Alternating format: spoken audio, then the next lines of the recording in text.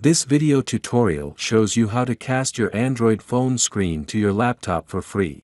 You can use this feature to mirror your phone screen on your laptop, so you can watch videos, play games, or give presentations on a larger screen. The wireless display feature is not enabled. Tap on the three dots in the top right corner of the screen and select Enable Wireless Display.